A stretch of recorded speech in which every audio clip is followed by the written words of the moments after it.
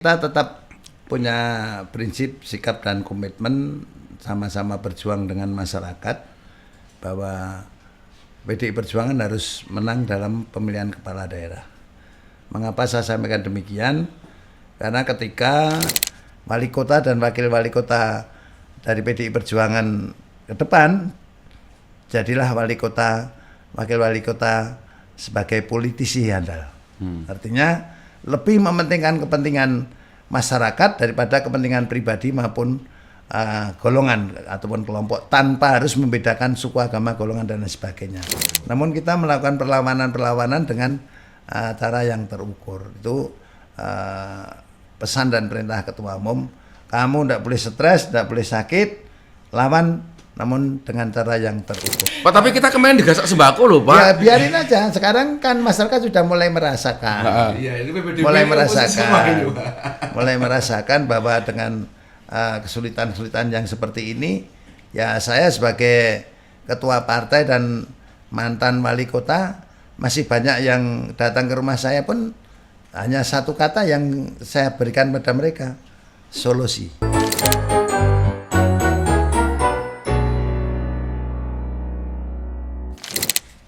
Kembali lagi di obrolan Merdeka. Pak, ini Wis wayahe. wis wayahe. Wis wayahe. Ngobrolnya lah jauh lebih jauh. Enggak, saya jadi kepikiran tentang masang string dari serat nanas, golek tampar. Terus apa?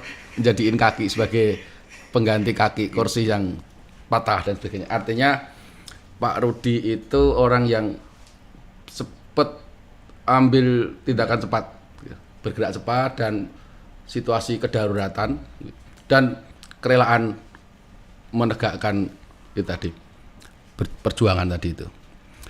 Ini terkait dengan pilkada nih. Pilkada sudah di depan mata gitu. Wis wayahe.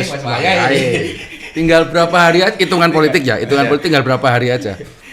Persiapan gerak cepat dan effort perjuangannya PDI Perjuangan di bawah Solo ya, di PDI Perjuangan Solo di bawah Pak Rudi gimana nih, Pak? Ya, kita tetap punya prinsip, sikap, dan komitmen sama-sama berjuang dengan masyarakat bahwa PDI Perjuangan harus menang dalam pemilihan kepala daerah. Mengapa saya sampaikan demikian?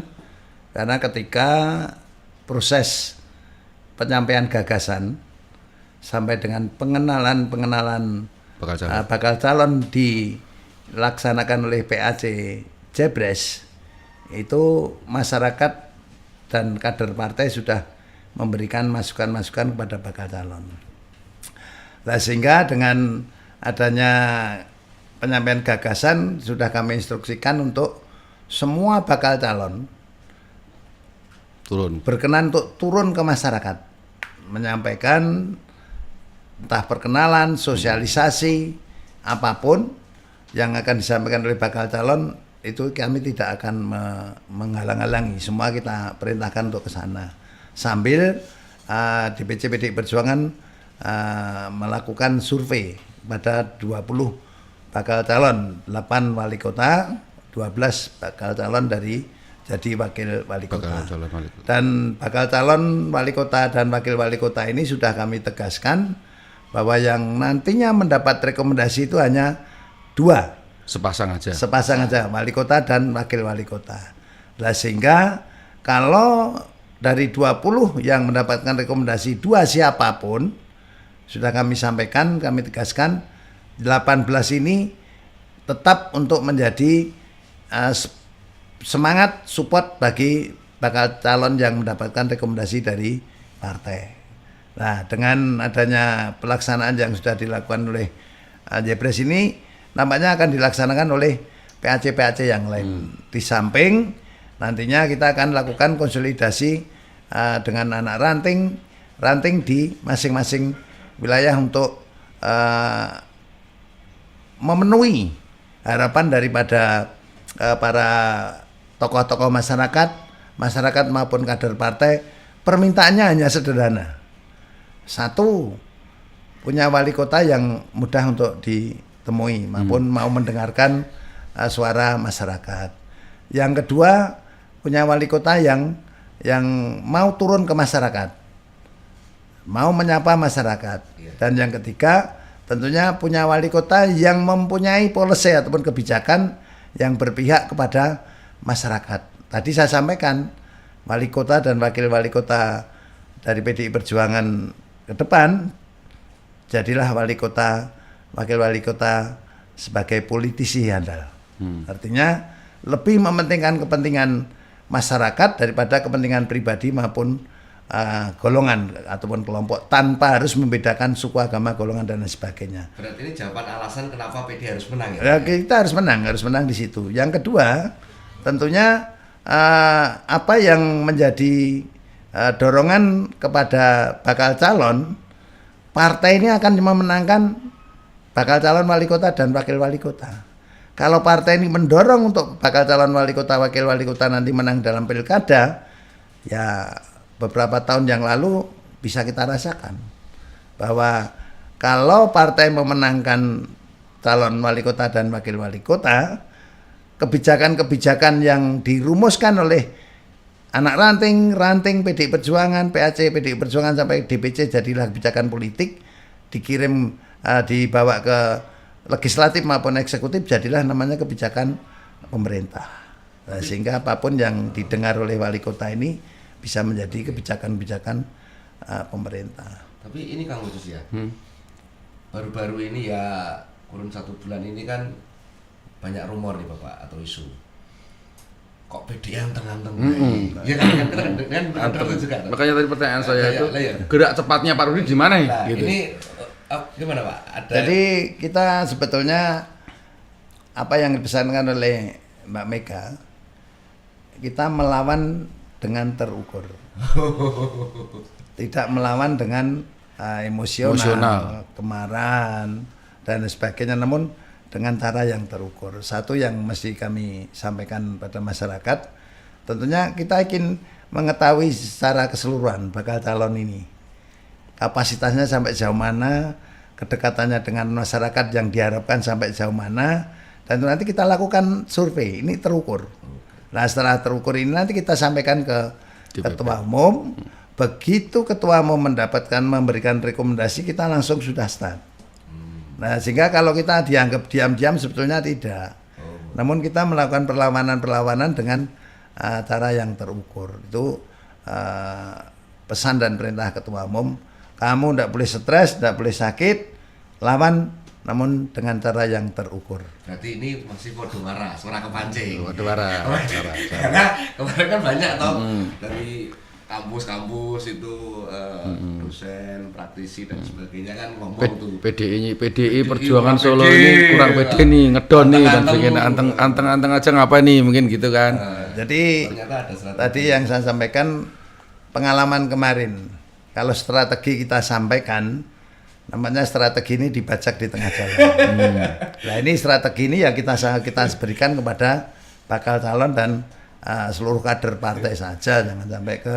Tapi ya 20 ya 20. Yang 18 akan komitmen membantu dalam pemenangan. Itu sudah disampaikan oleh bakal calon lain. Sudah banyak yang sudah menyampaikan. Jadi nanti kalau saya tidak dapat rekomendasi pun, gagasan-gagasan yang kami punya, pikiran-pikiran ini akan kami sampaikan kepada masukan untuk calon wali kota yang mendapatkan rekomendasi. Nah, sehingga dengan pesan dan harapan dari masyarakat ini lah yang mestinya nanti bakal calon yang mendapat rekomendasi itulah yang nanti harus dilakukan. 20. Rakyat tidak minta aneh-aneh. Iya. Satu, pelayanan kesehatan mudah. 2, pelayanan pendidikan mudah. Makanya dengan obrolan merdeka ini kita sangat-sangat sepakat.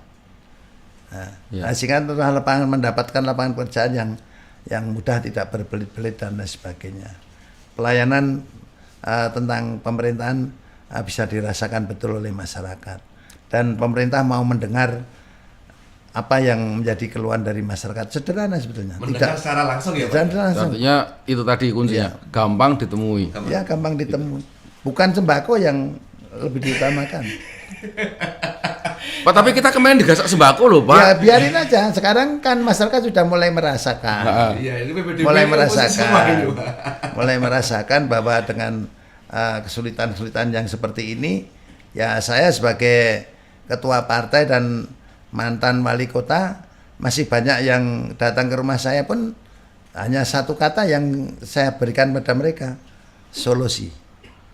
Solusi. Bukan penolakan, namun kita beri solusi. Pasti kalau ke rumah saya pasti ada solusi, dan solusi itu bisa dilakukan oleh semua pihak. Pak, dari 2020 bakal calon gitu. Partai sudah melakukan apa yang tadi disebut oleh Pak Adi, langkah-langkah terukur, pantauan dan sebagainya, survei-survei. Dari 20 yang ada itu PDI Perjuangan Solo yakin gitu dengan 20 tidak bisa ambil dari dua orang dari 20 ini. Nah, saya di kader Mbak Mega itu udah 47 tahun. Jadi kalau jadi kader tidak yakin ya tidak optimis, ya jangan jadi kader kan gitu. Namun mesti harus kerja keras dan kerja berjuang. keras. Dan masyarakat harus melek politik betul. Betul. Jadi politik yang sesungguhnya itu adalah berjuang untuk meraih sebuah kekuasaan lewat partai politik untuk kesejahteraan rakyat. Nah, satunya kata mesti satunya perbuatan. Nah, sehingga kalau sekarang ini menyampaikan gagasan-gagasan pada masyarakat, ya besok apa yang kamu sampaikan itu kamu lakukan. Dan itu terungkap ya dari gagasan-gagasan 20 terungkap, calon semua itu terungkap. Nah, sehingga tidak perlu banyak panjang lebar tentang janji spanduk ini, ke sana itu, kemari, namun kalau tidak mau dekat dengan masyarakat, ya, masyarakat betul. juga nggak tahu juga. Betul. Pak, nanti ini omongan Ani ya, karena kita lihat juga pemetaan hasil pemilu kemarin gitu, PDI Perjuangan masih dominan meskipun ada penurunan suara, tapi tetap dominan karena kegasak sembako tadi itu saya bilang. Akan jalan sendiri atau akan gandeng partai lain? Ya, kalau komunikasi politik dengan partai-partai lain sudah kita lakukan. Namun demikian kan yang namanya proses pencalonan ini kan bisa dilakukan dengan kerjasama dengan partai politik yang lain. Atau PDI Perjuangan jalan sendiri. Kita sudah punya pengalaman 2 kali, 3 kali, 4 kali. Iya, 4 kali. Pertama 2005 kita sendiri jalan dengan sendiri. 15 kursi. Ya. 15 kursi dan menang. 2010 kita jalan sendiri dan didukung oleh PAN dan PKS. Kita dapat 90, sekian persen. Lantas tahun 2015 kita jalan sendiri dan menang juga. dapat menang 60, sekian persen. Nah, tahun 2020 kita juga jalan sendiri dan didukung oleh partai politik yang ada di parlemen. Nah, untuk itu tentunya pengalaman yang keempat kali ini, yuk kita menggugah kader PDI Perjuangan. Yang 1, 2, 3 mungkin sudah bisa dirasakan. Yang 4 ini ada sebuah pengingkaran. Apa itu? Ya, ketika mencalonkan sebagai wali kota dan wakil wali kota, komitmennya adalah ingin memenangkan PDI Perjuangan menambah kursi 35 kursi. Ya. Namun di tengah perjalanan mereka berubah pikiran. Justru ingin menghabiskan PDI Perjuangan yang ada di kota Surakarta. Nah, ini komitmen yang dibangun dan yang diucapkan ini satunya kata tidak sama dengan perbuatan. Berarti tidak hanya berubah pikiran, Pak, berarti berubah komitmen juga. Makanya satunya kata mestinya satunya perbuatan. Kalau ini atau kehati-hatiannya, kalau saya lihat pilihan orang, kehati-hatiannya DPC dalam hal ini di bawah pimpinan Pak Rudi, apa karena itu juga? ya Karena salah satu itu yang menjadi pengalaman berpolitik. Pengalaman berpolitik dengan adanya peristiwa pemilu 2024 inilah yang menjadi guru yang sangat berharga bagi kita semua. pengalaman adalah guru terbaik. Ya, guru yang paling berharga bagi kita semua. Mengapa saya sampaikan demikian? Ya, apapun yang kita perjuangkan pada tahun 2020 itu perjuangan murni partai. partai yang bekerja membawa ke sana kemari bakal calon wali kota, wakil wali kota, sosialisasikan dan bertanggung jawab saya. Harus bertanggung jawab. Nah, dengan adanya isu-isu ataupun pembicaraan-pembicaraan di masyarakat seperti ini, sayalah yang bertanggung jawab. Nah, sehingga saya harus memberikan jawaban. Jadi ini yang dilakukan PDI Perjuangan saat ini itu bentuk pertanggungjawaban ya, Iya, bentuk pertanggungjawaban kepada masyarakat. Iya. Jangan sampai akan ada yang menyampaikan ke saya, Pak, mbok besok calonnya dari PDI Perjuangan saja. Pengalaman yang kemarin mohon tidak diulang kembali. Saya kembalikan lagi kepada kita, prinsipnya siap untuk memenangkan wali kota dan wakil wali kota. Tinggal tunggu rekomendasi. Karena kalau kita hanya menyodorkan bakal calon yang seperti tahun 2020 kita sudah melakukan penjaringan sampai penyaringan dan kita kirim ke sana. Iya. Namun hasil yang diturunkan kan berbeda. Lah itulah pengalaman yang saya sampaikan kepada DPP dan DPD partai. Lah sehingga kami sangat berharap kebijakan yang akan diturunkan oleh DPP partai yang harus dilaksanakan oleh DPC partai ini kebijakan-kebijakan yang tidak menciderai kader-kader partai yang ada di Solo. Kita masih untung. Ya, akan ambil kader. Ya. Yang benar yang mana ini? Bahwasanya yang benar itu partai, dalam arti partai entah pengusung dan sebagainya, memenangkan seorang pemimpin atau kepala daerah, atau kepala daerah itu memenangkan partai, Pak? Ya bisa dihitung lah. Bisa dilihat ya, diukur lah. Nah, sekarang kita punya kepala daerah. Iya. Ya. Kita punya kursi 30 tahun ini. Iya. Sekarang turun jadi 20. Iya. Ya karena ya. kepala daerah. Ya. Tapi ketika saya dan Pak Jokowi dapat 15. Iya, naik dong. Tidak bisa memenangkan, tetap 15 2019. Iya. Tapi ketika 2012 saya dilantik menjadi wali kota. Iya. Dengan kebijakan-kebijakan yang kita dirumuskan oleh partai menjadi kebijakan pemerintah, langsung kita mendapat 24 kursi. Kan inilah partai yang memenangkan toh. Iya. Menangkan kepala daerah, dan kepala daerah yang dari partai itu sendiri bisa membantu dengan partai bekerja dengan baik, mengeluarkan kebijakan-kebijakan yang untuk rakyat, percaya pada sehingga partainya. Rakyat mempercayai. Akhirnya dapat 24 tahun 2020. 2015. Ya. 2015, 2020 kita dapat 30 kursi. Nah, sehingga kepercayaannya semakin meningkat. Nah, dengan 2020 pergantian wali kota dan wakil wali kota, ada tsunami politik itu. Ada dinamika politik yang sedemikian rupa, akhirnya kita turun 20 kursi. Tapi masih yakin kan Pak ya? Oh, masih yakin lah ya. Kok kita 20 optimis. Kerisauan seperti apa yang saat ini dirasakan oleh Pak Rudi dan PDI Perjuangan Solo menghadapi pilkada ini? Ya, bukan kerisauan ya, namun lebih membangun semangat kembali. Bahwa apa yang telah kita perbuat, nampaknya masyarakat memberikan penilaian yang positif.